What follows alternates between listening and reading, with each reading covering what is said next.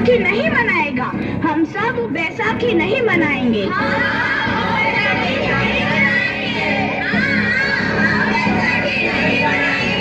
जब तक हम अंग्रेजों को भारत से बाहर नहीं निकाल देते, पूरा पंजाब बैसाखी नहीं मनाएगा। अच्छा, तो तुम सब हमारा विरोध करता है, भाग जाओ यहाँ से, इसका अंजाम बहुत ही बुरा होगा। हम नहीं जाएंगे, तुम लोग जाओगे। हमें नहीं, तुमको भारत से भागना होगा। Soldiers fire!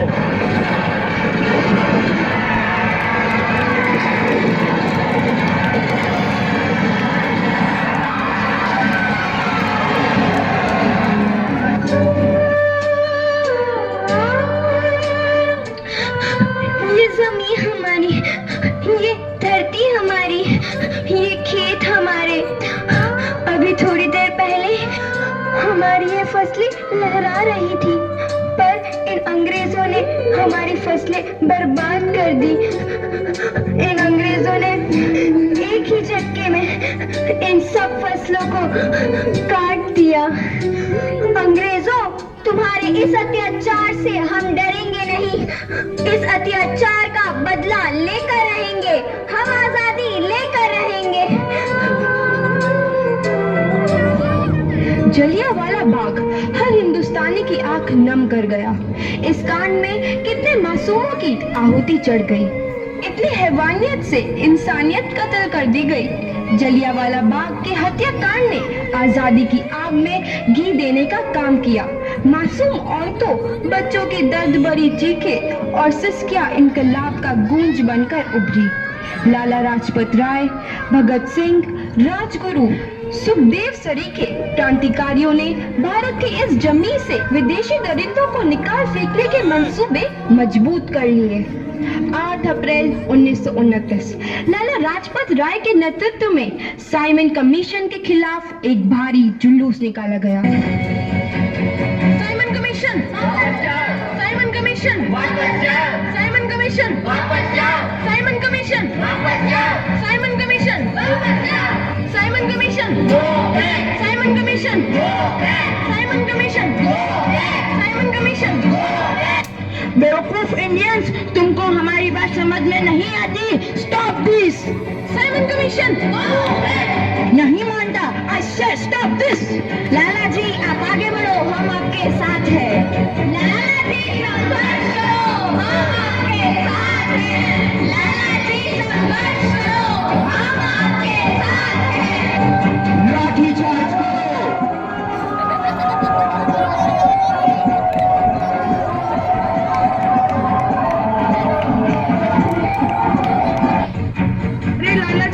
गहरी चोट लगी है, उनका सर फट गया है। मेरे शरीर में लगी एक एक लाठी अंग्रेजी सरकार के कफन में कील का काम करेगी।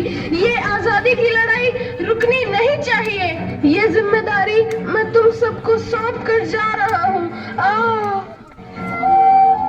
लाला लाजपत राय की दर्दनाक मौत के बाद भगत सिंह, सुखदेव, राजगुरु वतन के इन मतवालों के खून में ऐसा उबाल आया जिसका सामना करना अंग्रेजी सरकार के लिए मुश्किल हो गया।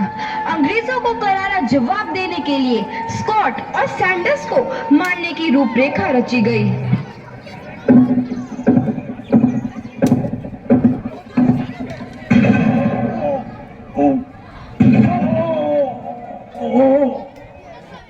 सैंडर्स मारा गया। चारों तरफ तहलका मचा था। दीवारों पर लिखा था, लाला जी की मौत का बदला ले लिया गया है।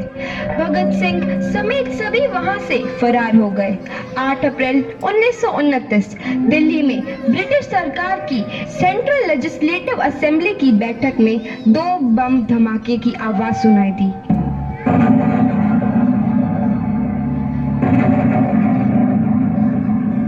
धमाकों ने अंग्रेजी हुकूमत को हिलाकर रख दिया। इस घटना को अंजाम देने वाले भगत सिंह, राजगुरु और सुखदेव ने अपने आप को अंग्रेजों के हवाले कर दिया। 1930 को अदालत ने अपना फैसला सुनाया। मुलजिम भगत सिंह, मुलजिम राजगुरु, मुलजिम सुखदेव को दफा 121 और दफा 302 के तहत ये अदालत तीनों को मुजरिम करार देती है। और इस गुस्ताखी के लिए ये अदालत इन तीनों को सजाए मौत की सजा सुनाती है। सरफरोशी की तमन्ना अब हमारे दिल में है, देखना है जोर कितना बाजुए कातिल में है।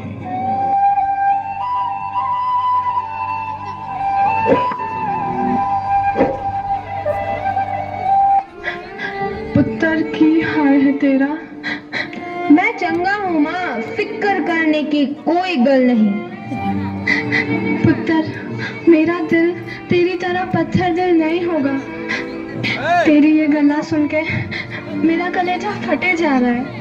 माँ, मेरा दिल कोई पत्थर जैसा नहीं है, एक वतन परस्त का दिल है जो मेरे देश प्रेम के जज्बे को ताकत देता है। बेटा, मेरे लाल। माँ, आज मेरी तपस्या पूरी होने जा रही है। जे तू रोई तो मैंने तकलीफ होई। सोच, तेरा पुत्र आज शादी करने वास्ते जा रहा है। फर्क केवल इतना है, वो घोड़ी पर नहीं फांसी पर चढ़ने वास्ते जा रहा है। आज तू क्रांतिकारी की माँ है, कल तू एक शहीद की माँ होगी। माँ। पुत्र, भगत, तू इतनी छोटी उम्र में हम सबको छोड़ के चला जाएगा। तूने जिंदगी में देखा ही क्या है पुत्र? मैंने अपनी माँ देखी है, जिसने मुझे एक ही बात बताई है कि बेटे, अपने देश के लिए एक बार मरना 100 बार जन्म लेने के बराबर होता है। अच्छा माँ, अब आशीर्वाद दे, आखिरी बार विदाई लेने का समय आ गया है। भगत, मेरे लाल।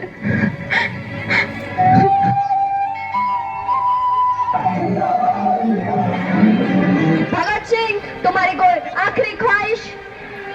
हमारे हाथ खोल दिए जाए। हम तीनों दोस्त एक दूसरे से गले मिलना चाहते हैं। उनके हाथ खोल दिए जाए।